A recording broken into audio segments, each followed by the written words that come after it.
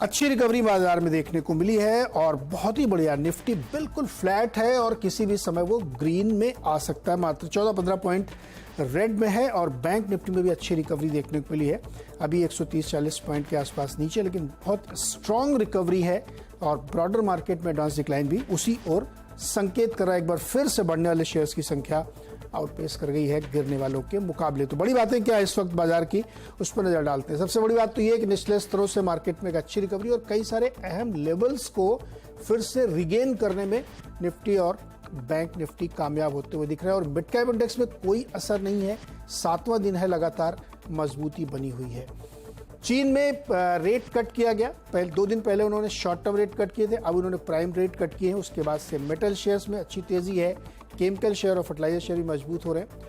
IT shares में खरीदारी है, ऑटो फार्मा में भी एक थोड़ी थोड़ी मजबूती देखने को मिल रही है। हालांकि एफएमसीजी शेयर्स में प्रेशर है क्योंकि माना जा रहा है कि मॉनसून थोड़ा वीक हो सकता है और उस मॉनसून की वजह से एफएमसीजी या कंजम्पशन ड्रिवन या जो रूरल इलाके को प्रभावित करने वाली कंपनियां हैं उन पर दबाव देखने को मिल रहा है। तो ये कुछ थीम्स हैं बाजार में जहां पे आपको नजर रखनी चाहिए। लेकिन जो ये बेहतरीन रिकवरी हुई है, क्या ये अब पलट के ग्रीनरी की तरफ जाएगी और ये रैली फिर से हम लोग एक न्यू हाई जो अटेंड करने की कोशिश कर रहे थे उसको हम करेंगे कि नहीं, इसी पे बातचीत करते हैं आईडीबीआई कैपिटल के ब्रजेश आयल से। ब्रजेश, बहुत बहुत स्वागत है आपका सीएनबीसी आवाज पर। एक बहुत ही स्मार्ट रिकवरी इस वक्त देखने को मिली है, क्या ये निफ्टी में लॉन्ग ट्रेड बनाने का बिल्कुल सही टाइम है? Good afternoon Neeraj ji. हम जैसे कि देख रहे हैं कि निफ्टी में कहीं ना कहीं हम रेंज में चल रहे थे और बैंक निफ्टी में हमने वीकनेस देखा था। तो मुझे लगता है कि निफ्टी में मेजर वीकनेस नहीं है, रेंज ब्रेकआउट एक्सपेक्ट कर रहे हैं। मुझे लगता है कि ये एक्सपायरी जो मंथली एक्सपायरी होगा वो हम कहीं ना कहीं 19,000 के आसपास देखेंगे। तो डेफिनेटली बायस निफ्टी पे तेजी का है, बट उसी माहौल में बैंक निफ्टी में कहीं ना कहीं थोड़ा सा साइडवेज है आज। हालांकि बैंक निफ्टी ने आज भी सपोर्ट लिया हुआ है, बट बैंक निफ्टी का एक 44,500 का एक ट्रिगर है। जब तक वो लेवल क्रॉस नहीं करता तब तक वो एक ब्रेकआउट नहीं एक्सपेक्ट कर सकता। बैंक निफ्टी में साइडवेज का माहौल रहेगा, साइडवेज टू पॉजिटिव बायस का व्यू लेके चलेंगे। निफ्टी में व्यू पॉजिटिव रहेगा, बैंक निफ्टी में हम साइडवेज टू पॉजिटिव बायस का बाय ऑन डिक्लाइन का अप्रोच लेके चलेंगे क्योंकि बैंक निफ्टी फिलहाल अंडर परफॉर्म कर रहा है। ब्रजेश, आप कह रहे हैं कि निफ्टी 44,500 के बाद ब्रेकआउट देगा 1000 पॉइंट यहां से, तो ये जो 1000 पॉइंट यहां से चलना है इसमें कौन रोड़ा बन रहा है? Who is the villain in bank Nifty? Bank Nifty में बेसिकली एचडीएफसी में हमने देखा कि वो अंडर परफॉर्मर है। ओवरऑल ट्रेंड के पॉइंट ऑफ व्यू से बेसिकली अभी वो सपोर्ट्स पे ट्रेड कर रहा है। अगर बैंक निफ्टी चलता है तो मुझे लगता है इंडसइंड बैंक और एक्सिस बैंक ये दो ऐसे काउंटर हो सकते हैं जहां पे आपको मोमेंटम देखने को मिलेगा। और जो भी क्लाइंट्स को बाय ऑन डिक्लाइन के अप्रोच फॉलो करना है तो मुझे लगता है एक्सिस और इंडसइंड में पोजिशंस बनाने चाहिए। इसके अलावा पीएसयू में अगर बात करते हैं तो बैंक ऑफ बड़ौदा काफी स्ट्रॉन्ग वे से उसने ब्रेकआउट देखने को मिला। तो मुझे लगता है कहीं ना कहीं बैंक ऑफ बड़ौदा में भी हमको मोमेंटम देखने को मिलेगा। ये बड़ौदा में मोमेंटम मिलेगा, लेकिन मिड कैप के कुछ स्टॉक्स जहां पे बढ़िया रैली बन रही है या जहां पे वीकनेस है उसका मैं आपके सामने थोड़ा जिक्र करता हूं। अंबर इंटरप्राइजेज 11% ऊपर है, फर्टिलाइजर एंड केमिकल फैक्ट जिसको बोलते हैं 10% ऊपर है, शिल्पा मेडिकेयर ये भी 10-11% ऊपर है, एचडीएफसी एएमसी 7.5% ऊपर है, FL India, central bank of India, Piramal enterprises, Johnson control, मिश्र धातु, ये कुछ ऐसे स्टॉक हैं जहां पे 5 से लेकर के 12% तक की तेजी देखने को मिल रही है।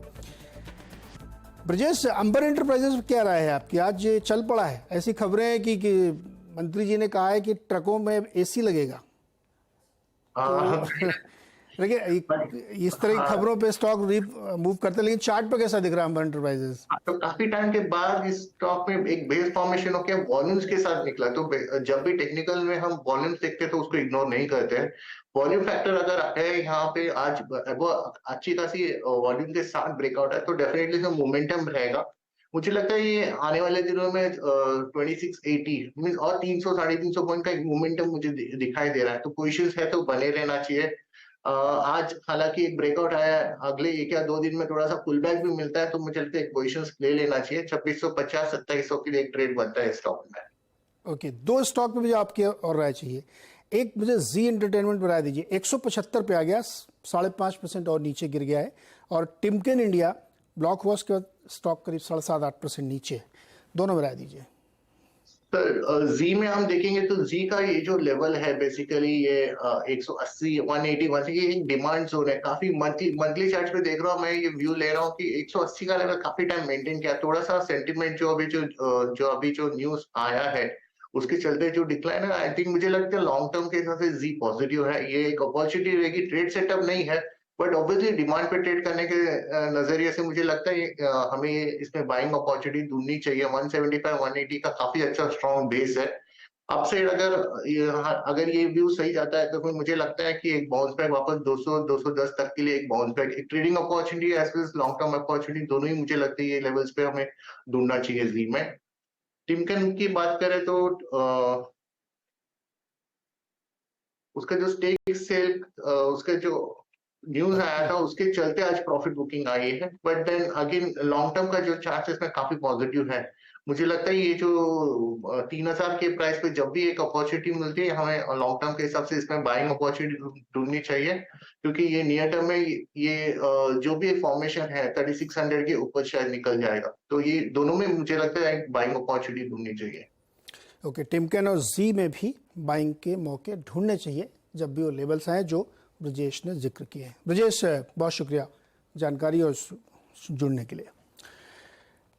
वापस एक बड़ी खबर की तरफ जो अगले 2-3 दिन तक दुनिया के पटल पर छाई रहेगी। प्रधानमंत्री मोदी जी आज अमेरिका दौरे के लिए रवाना हो गए। वो 24 जून तक वहां रहेंगे। इस दौरान अमेरिका और भारत के बीच कई अहम समझौते होने की संभावना है, जिसमें सबसे ज़्यादा जोर रक्षा समझौतों पर होगा। प्रधानमंत्री का ये दौरा क्यों अहम है, क्या क्या चीज़ें हो सकती हैं, ये सब जानकारी लेंगे हमारे ब्यूरो चीफ और economic policy editor Lakshman Roy से। लक्ष्मण, क्या क्या होने वाला है इस यात्रा में, इस दौरे के दौरान? देखिए, ये दौरा दरअसल आर्थिक लिहाज से और दोनों देशों के बीच कारोबार के लिहाज से काफ़ी ज़्यादा महत्वपूर्ण है। इसका अंदाजा आप इसी से लगा सकते हैं कि भारत दुनिया के जितने भी देशों से कारोबार करता है उसमें से सबसे ज़्यादा 128 बिलियन डॉलर से ज़्यादा का कारोबार सिर्फ और सिर्फ अमेरिका से होता है। और इस कारोबार की खासियत ये है कि अमेरिका को हम एक्सपोर्ट ज़्यादा करते हैं और अमेरिका से इम्पोर्ट हमारा कम होता है। अगर सिर्फ प्रोडक्ट मर्केंटाइल एक्सपोर्ट की बात करें तो हमारा जो एक्सपोर्ट होता है वो होता है 78.31 बिलियन डॉलर का और इंपोर्ट होता है सिर्फ 50.24 बिलियन डॉलर का। अगर निवेश की बात करें तो भारत अमेरिकी कंपनियों का भारत में कुल निवेश 60 बिलियन डॉलर है और भारतीय कंपनियां 40 बिलियन डॉलर का निवेश करती हैं। और इसमें सबसे ज्यादा तेजी से जो साझेदारी बढ़ रही है वो है डिफेंस सेक्टर को लेकर के। 2008 तक भारत और अमेरिका के बीच में डिफेंस में कोई कारोबार नहीं होता था, जीरो था ये कारोबार की रकम। अब ये कारोबार जो है बढ़ करके 20 बिलियन डॉलर से भी ज्यादा पहुंच चुका है और अब 25 बिलियन डॉलर की तरफ पहुंच रहा है। इस लिहाज से इस दौरे में डिफेंस सेक्टर से जुड़े हुए कई सारे अहम करार हो सकते हैं।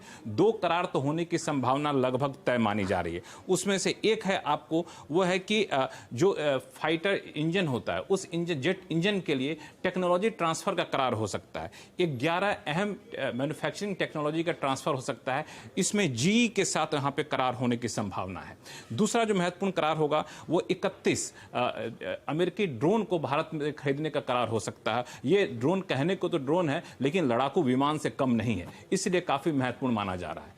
दूसरा जो सेक्टर जहां पे करार होने की संभावना है वो है आपको टेक्नोलॉजी, खास तौर से सेमीकंडक्टर को लेकर के। और इसमें टेक्नोलॉजी में सेमीकंडक्टर के लिए माइक्रोन टेक्नोलॉजी से करीब 22,000 करोड़ रुपए निवेश भारत में करने का ऐलान यहां पर हो सकता है, जिसको मंजूरी जहां तक सूत्र बता रहे हैं मिल भी चुकी है। तो ये एक मिल सकता है। इसके अलावा कई सारे टेक्नोलॉजी ट्रांसफर, मैन्युफैक्चरिंग डेवलपमेंट, इन सब क्षेत्रों में भी करार होने की संभावना जताई जा रही है। यही वजह कि पूरा जो आप देखेंगे जो दौरा है 5 दिन का, उसमें कई सारे बड़े बड़े सीईओ के साथ मुलाकात करने वाले हैं। किसके किसके साथ होगी मुलाकात? ये काफी दिलचस्प है। जैसे पहले दिन जो मुलाकात होगी 20 तारीख के जो शेड्यूल हमारे पास है उसमें सबसे पहले दिन वो मुलाकात करेंगे थॉट लीडर से।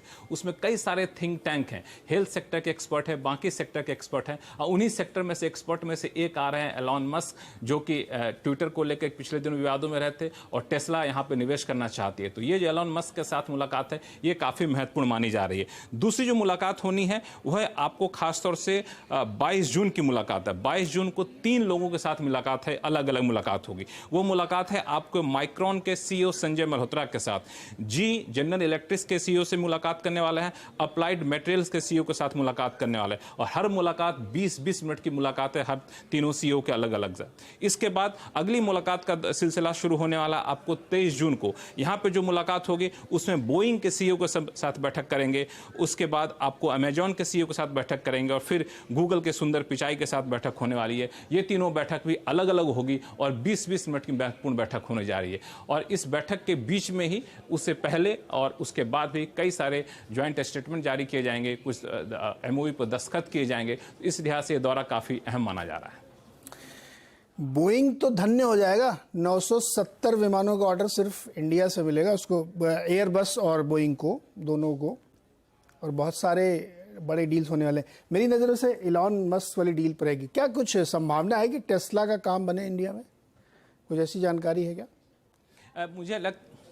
मुझे लगता है कि टेस्ला निवेश करेगी, इसका औपचारिक ऐलान होने की संभावना बहुत कम है। इसके पीछे दो वजह है। पहली वजह है कि टेस्ला जिन शर्तों के साथ यहाँ पे निवेश करना चाहता है, उन शर्तों पे अभी तक बात बनी नहीं है। हालांकि कुछ हद तक चर्चा हुई, लेकिन बात बनी नहीं है। ना तो भारत सरकार ने उसको मंजूरी दी है। भारत सरकार का कहना है कि आप एप्पल से सीखिए, जिसको हमने कोई इंसेंटिव नहीं दिया और यहाँ से कितना अच्छा खासा एक्सपोर्ट कर रहा है, कुछ उसी तरह से आप काम करिए। आप हमसे इंसेंटिव की बहुत ज़्यादा उम्मीद ना लगाएं।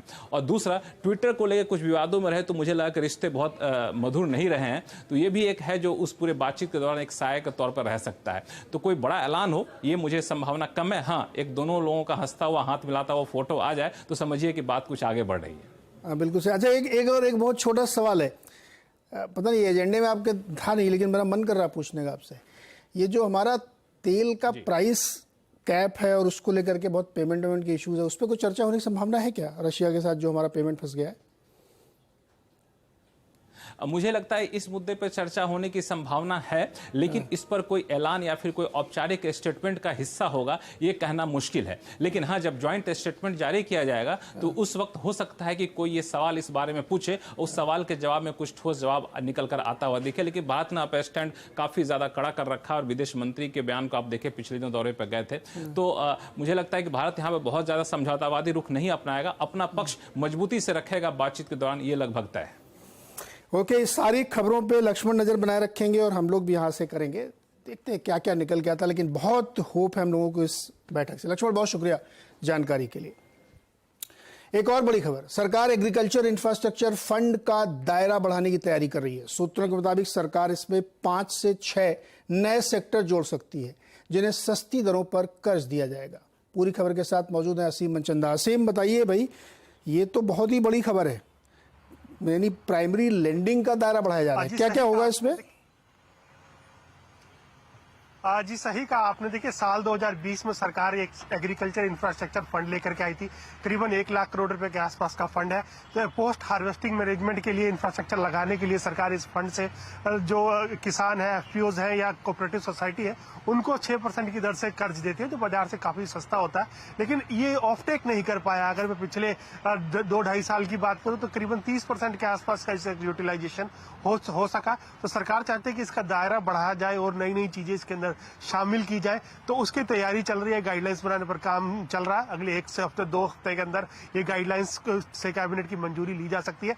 बता दूं क्या क्या इसके अंदर इंक्लूड किया जाएगा। सबसे पहले तो जो एग्रीकल्चर स्टार्टअप्स है उनको इसके अंदर इंक्लूड किया जाएगा। एग्रीकल्चर स्टार्टअप्स को भी यहाँ पर सस्ता कर्ज देगी सरकार, ताकि वो इनोवेशन कर सके, R&D कर सके। दूसरा ये कि जो सोलर पावर प्लांट्स है उनको लगाने के लिए सरकार यहाँ पे एग्रीकल्चर इंफ्रास्ट्रक्चर फंड दे सकती है। अभी पीएम कुसुम के जो पंप सोलर पावर पंप लगाने के सरकार यहाँ से फंड देती है, लेकिन इसका दायरा बढ़ा करके अगर किसान अपनी जो लैंड है उसके ऊपर पंप सोलर पावर प्रोजेक्ट लगाना चाहते हैं तो वहां भी उसको 6% की दर से लोन मिल सकता है। तीसरा ये कि सरकार ये भी चाहती है कि जो बाकी अलाइड सेक्टर है, चाहे वो रूरल विकास के सेक्टर हो, पशुपालन के सेक्टर हो या फिर एनिमल हस्बेंड्री से जुड़े हुए सेक्टर हो, तो उन सब सेक्टर्स को भी सरकार इसमें इंक्लूड करने की तैयारी कर रही है, ताकि इसका फंड का यूटिलाइजेशन हो सके और पोस्ट हार्वेस्टिंग मैनेजमेंट से लेकर के जितनी भी सारी चीजें हैं उसको किसान जो है इस फंड का यूटिलाइजेशन अच्छे से कर सके। असीम, ये कब तक मतलब फॉर्मलाइज हो सकता है, यानी ऐलान के तौर पे या नोटिफिकेशन के तौर पे कब तक हो सकता है ये? देखिए फाइनल गाइडलाइंस ऑलमोस्ट रेडी है। सरकार ये चाहती है कि इससे पहले इसकी कैबिनेट से एक मंजूरी ले ले, क्योंकि काफी बड़ा फंड है। सरकार जो कि और दायरों के अंदर इसको लेने की तैयारी कर रही है। तो हो सकता है कि जब प्रधानमंत्री मोदी देश दौरे से वापस आ जाए तो उस दौरान अगली जो कैबिनेट की बैठक हो उसके अंदर इसको लेकर के जाया जा सकता है और इस फंड को मंजूरी दी जा सकती है कि आप दूसरे सेक्टर के अंदर भी इस फंड के लिए सस्ती दरों पर कर्जा आप दे सकते हैं। बिल्कुल असीम, आप इस पर नजर रखिएगा। ये एक बड़े शो की मांग करता है, जो कि ये बहुत बड़ा ऐलान है। तो आप इसकी पूरी डिटेल निकालिए। जब गाइडलाइंस आएगी तो हम लोग इस पर एक विचार करेंगे और आधे एक घंटे का शो भी करेंगे, क्योंकि बहुत बड़ी खबर है ये। छोटा सा एक ब्रेक लेते हैं, ब्रेक से वापस आएंगे तो खिलाड़ियों के प्रदर्शन पर एक नजर डालेंगे। स्वागत एक बार फिर से आपका। और स्मार्ट रिकवरी के बीच में हमारे खिलाड़ियों ने कैसा प्रदर्शन किया है